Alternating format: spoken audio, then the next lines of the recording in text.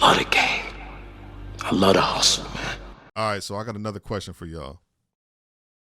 And I saw somebody ask, I don't know if they were asking this or if they just kind of posted it, but it kind of made me think, and this is something that we haven't talked about collectively, but I want to talk about it today.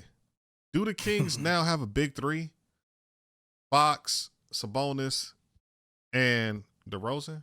Is that a little baby big three? Like, Teddy White, what you for a small market team? Yes. That's a big. You're not going to get you may not get anything right for a small market team. You know what I'm saying? Yeah, that's 3 all-stars on one team. Well, DeRozan's going to be a Hall of Famer. So, okay.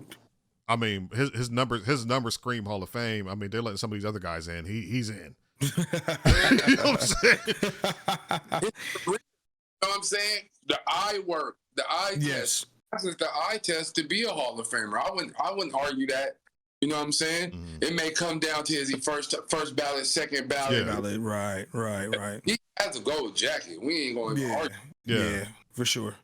I mean, I definitely feel like for Sacramento to be a smaller market NBA team, I do agree that is a big three. I mean, people out here, as far as the casual fans, they don't know and understand how good Fox is. They don't. Fox is probably one of the most underrated players in the NBA if you're not an actual true fan of knowing basketball. There's people who don't understand how good domantas Sabonis is too as well. There was a post. There was a post that came up on my IG the other day, and I guess there's like a show on Netflix. I don't know if it's on Netflix or something, but it's going to be featured like LeBron, Sabonis, and like a couple other guys. They're going to kind of follow around. You know, I forgot what the show was called.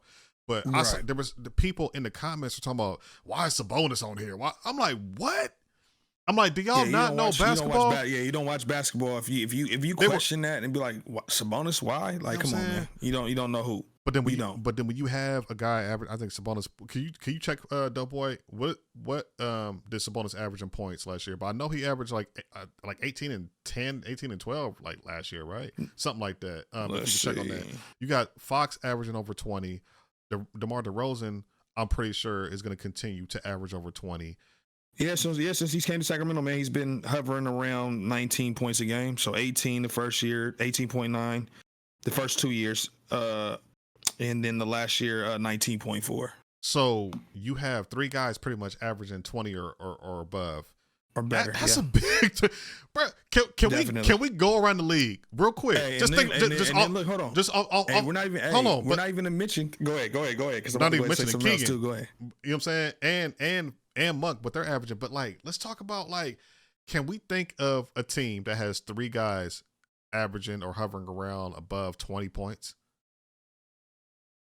LeBron, AD, that's 2. They don't have a third. Yeah. Maxey and Embiid, probably, yeah, but no third. Tatum and Brown, but no third. I mean, that's what they got Porzingis for, but I don't know if he's gonna be able to do that though. Porzingis, right? I mean, it's nobody that you can just think like, oh yeah, like, bruh, like, right. You know what I mean? So that's what I'm saying. And then, and then the crazy part about it, bro, we don't even talk about how much of a assist guy he is. We don't talk about him in his assists. This man's averaging 7.3. Oh, Sabonis, right? Yeah, Sabonis. Yeah, yes, yeah. Bro, we're talking about a big man that passes the ball like he's Lottie Divac. People don't realize how good that dude is, and I understand like the Kings, unless you're in this market and you see the Kings play all the time, you don't understand it. Unless you're like a real basketball junkie that you kind of know. But like, there's a lot of people who don't realize how good, bro, the potential of this team next season. Well, you know what? I think that's what, I think that's what Westcott was looking at when he looked at it. Like, all right, well, you know what? If I go to Sacramento, I know it's a smaller market team. DeRozan was like, I see the potential that's there, though. I can see this team can go farther if they had at least 1 or 2 more pieces. All we need is to help them out. You know what I mean? At this point, like we talked about earlier, before we got on here and started filming, I think they're only missing a big man. I feel like because we're definitely undersized.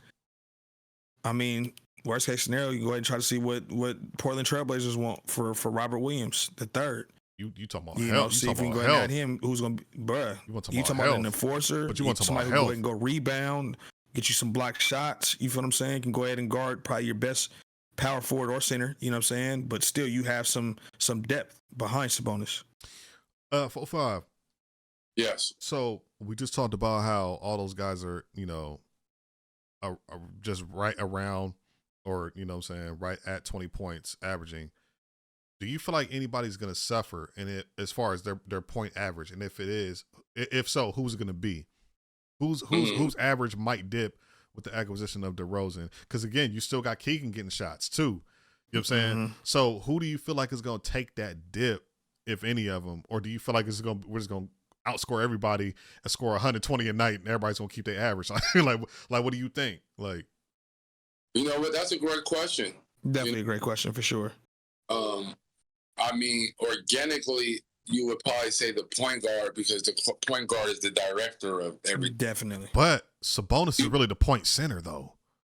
How Doughboy just said, he's averaging 8 assists. He's really the guy initiating and distributing in the offense. Yes. Yeah. You know. Yeah. But see, that goes back again to I felt like that was because of the lack of that we had on the floor, and going back to the matchups too. You know what I'm saying? Rose really helps out a lot, where we don't have to have Sabonis and Fox on the floor at the same time. Mm-hmm. Man, who's going to take? Yeah. Honestly, I don't see necessarily anybody falling off. Isn't a situation where someone's going to have to, you know what, Fox, you can't take these shots, or Sabonis, you can't do. They can continue to do exactly what they've been doing. We just have an extra scorer there now. Right.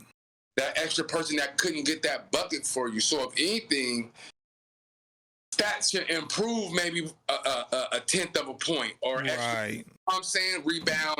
It's somewhere in there. It should improve more than it should decline. Okay. Well, all right. I like that. I like what you just said, because now I have a counter question to that. Who do you think this acquisition is going to benefit most on the team, as far as individual stats? Because we know the totality of the roster is going to be better, and the team is going to be better. But who do you think is it going to be somebody individually that might benefit from being on this team? I think. Yep. Okay.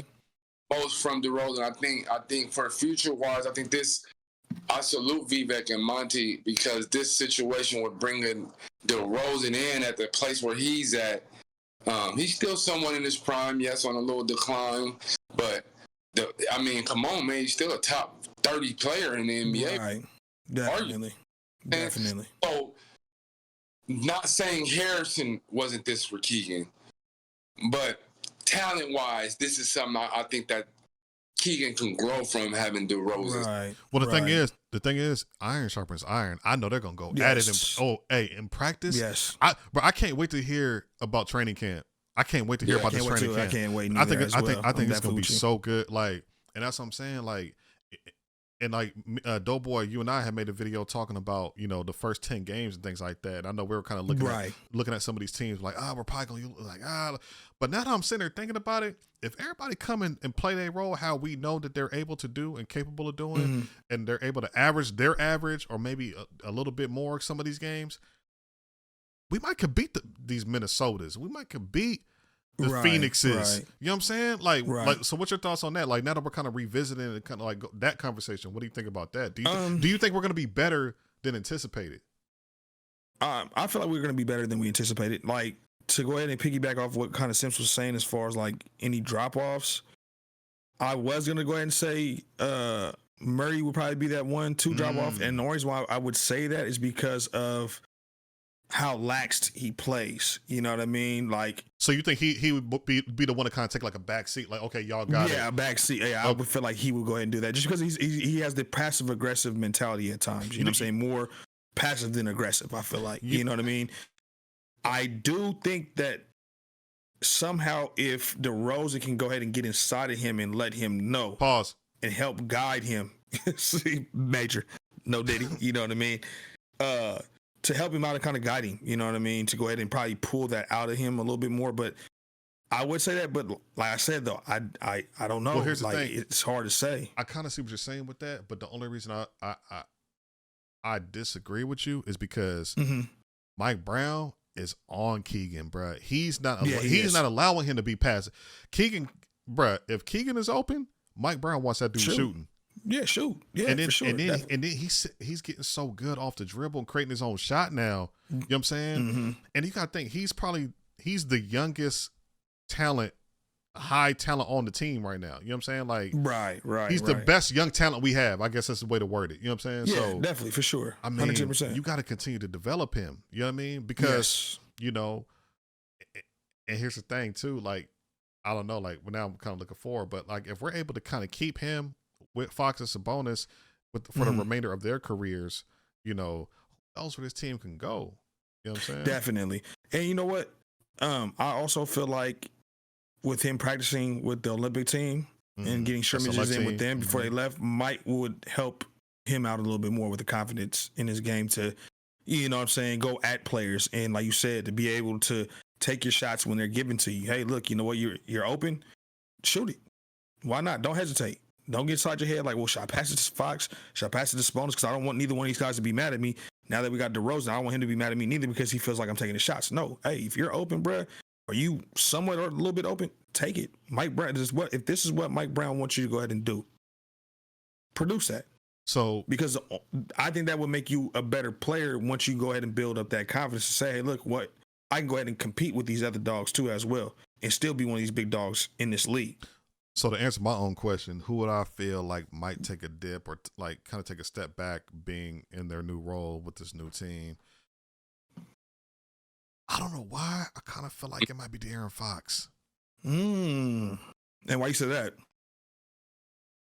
I can kind of see him wanting to make DeRozan comfortable here. Kind of feeding him. Like, because I don't feel like De'Aaron is selfish. I don't feel like he's like, I gotta score 30. I gotta score. I don't think he's tripping like that.